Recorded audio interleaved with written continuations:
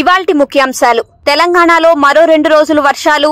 నేడు తేలికపాటి నుంచి మోస్తరు వర్షాలు. రేపు మరియు ఎల్లుండి కొన్ని చోట్ల కురిసే అవకాశం. 2 రోజుల పాటు తెలంగాణలో గంటకు 30 నుంచి 40 కిలోమీటర్ల గాలులు వీచే అవకాశం.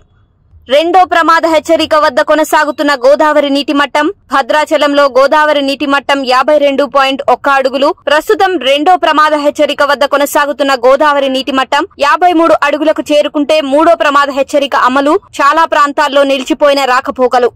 రాష్ట్రానికి జగన్ చేసినంత నష్టం ఎవరూ చేయలేదు. మంత్రి అచ్చెన్న. గతంలో వరదలు వస్తే వైసీపీ నేతలు పట్టించుకోలేదని, రాష్ట్రానికి జగన్ చేసినంత నష్టం ఎవరూ చేయలేదని మండిపాటు. వాస్తవాలు ప్రజలకు తెలిపేందుకు సీఎం చంద్రబాబు శ్వేతపత్రాలు విడుదల చేశారని వెల్లడి.